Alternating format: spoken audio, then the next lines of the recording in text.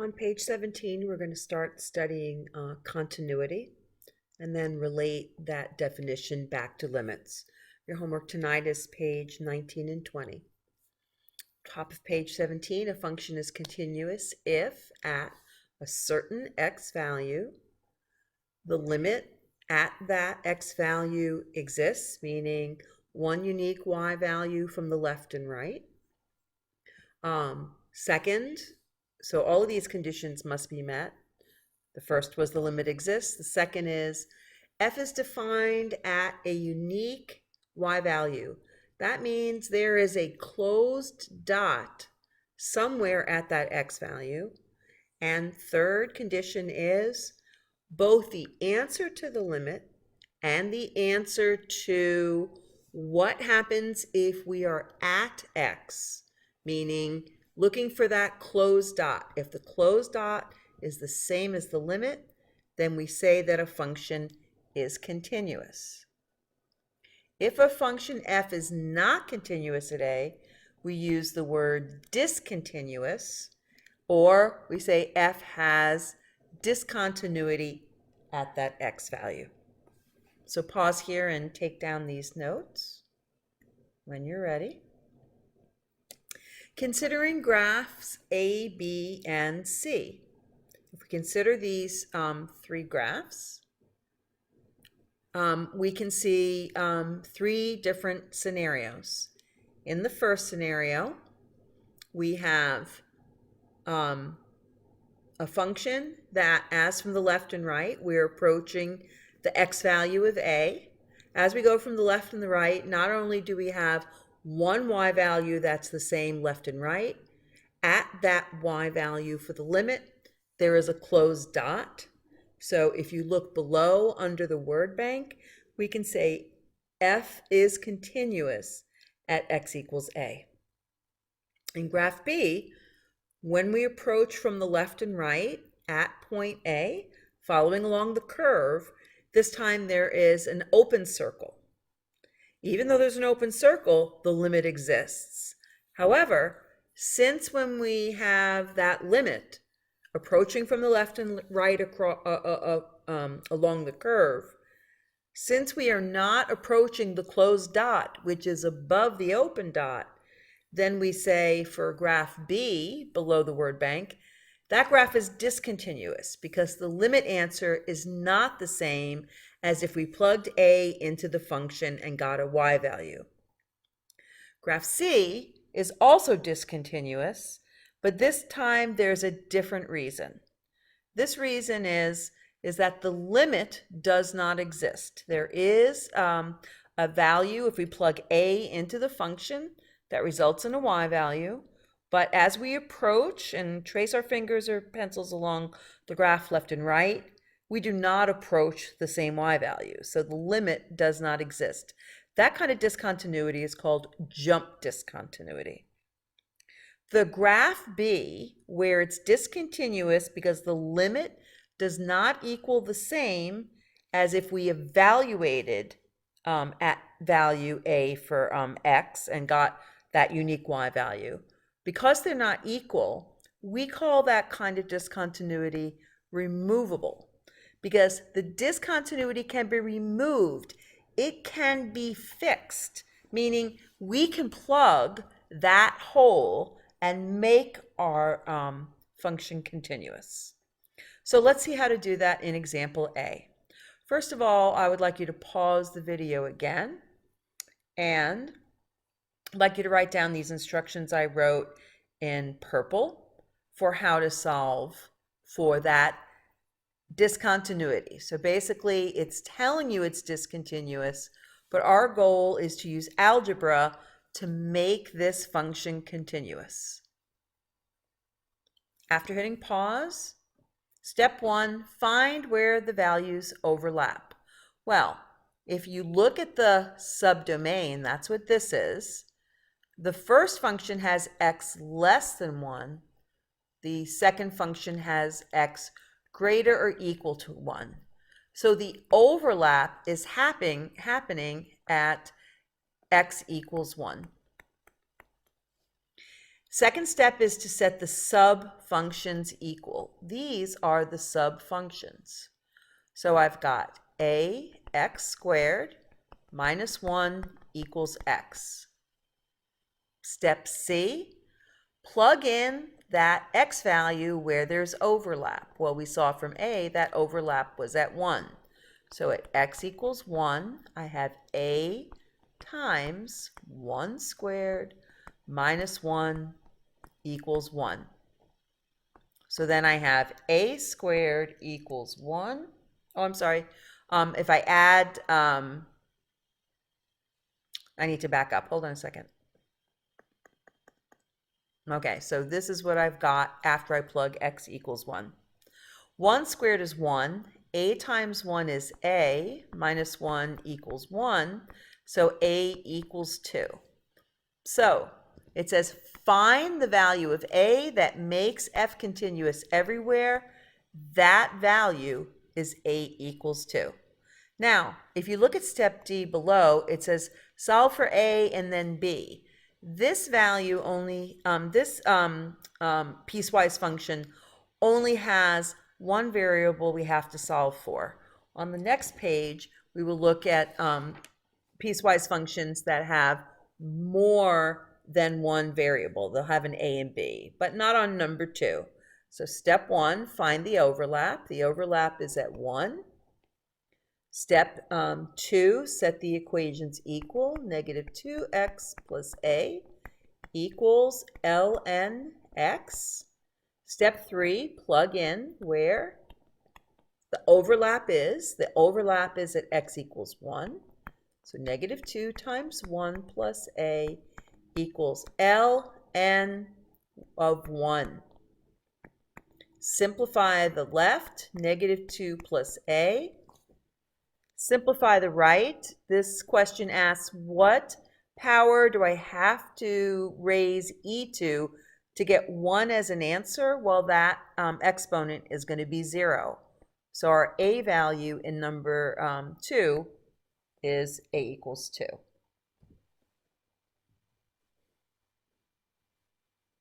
Again, we're just solving for that variable that makes f of x continuous.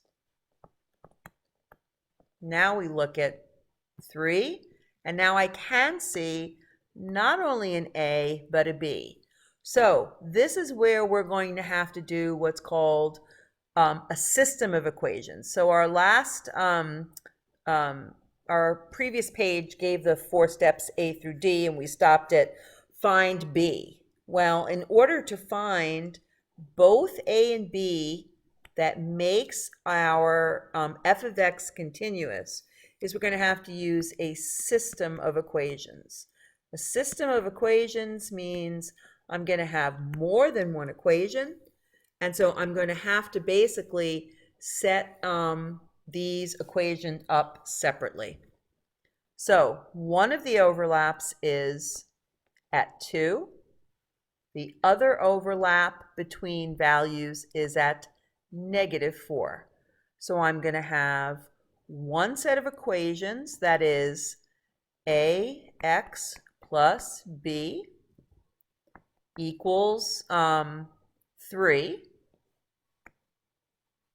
And I'm going to have another equation that is, I have to hit pause here, hold on.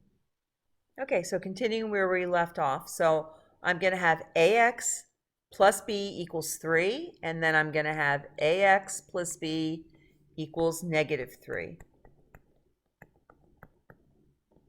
In the first one, I'm going to set x equals to 2 from this pink overlap. In the second equation, I'm going to set x equals to negative 4 from this overlap. So in my first equation, when I plug 2 in for x, 2a plus b equals 3. In the second set of equations, it becomes negative 4a plus b equals negative 3. System of equations says I need to take these two equations and basically use them together, and usually the process is called elimination, to either get rid of the a or the b in order to solve for the other variable. So, system of equations by elimination, 2a plus b equals 3. Negative 4a plus b equals negative 3. Probably what I would do in order to eliminate one of the variables is I would multiply the second equation by negative 1. So now this gets repeated exactly the way it is. And now watch what happens with b. Negative times negative is positive 4a. Negative times positive is negative b. And negative times negative is positive 3. In elimination, we now basically add each set of variables and constants. 2a plus 4a is 6a, and see, this is us eliminating the b. b minus b is 0, so 6a equals 6, a equals 1. So one of the things that makes f continuous is when a equals 1. Now we can use one of the equations to solve for b. So the other equation, or it doesn't matter which one we use, let's just use 2a plus b equals 3. We now know that a equals 1. So 2 times 1 plus b equals 3. So b also equals 1.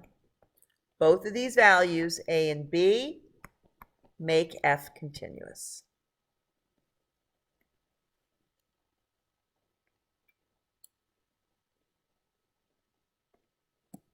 Number 4, find the points of discontinuity, determine if the limit exists at these points or not. So we can see jump discontinuity at negative 5. We can see removable discontinuity at number 1. And we can see, looks like another jump discontinuity at x equals 4. So x equals negative 5. The limit as x approaches negative 5 does not exist, because as I move from the left, I approach 2, and as I approach from the right, I approach negative 2. Limit doesn't exist at negative 5. At x equals positive 1, the limit does exist. As I approach from the left, I get to positive 1. As I approach from the right, I keep saying x equals 1. I get y equals 1, one unique y value. So for the limit as x is approaching 1 from both the left and right at the same time, I get one unique y value, and that y value is 1. X equals 4. As I approach from the right, I get 1. As I approach from the left, I get negative 1. So our limit as x approaches 4 from the left and right at the same time is also does not exist. Number 5, find all points of discontinuity. For the following functions, justify your answer using algebra. I wouldn't worry about graphically, although you do have access to the calculator. All you have to ask yourself is there any points of discontinuity? So if you remember how you do this, the denominator cannot be 0. So you're going to set a, x squared minus 9, you're going to set that denominator equal to 0 to see what values of x are going to make that denominator 0. X squared equals 9, so x equals plus or minus 3. When x is a positive or negative 3, makes f of x discontinuous. Letter B. Look at this denominator carefully. When you square a number, answer is always positive.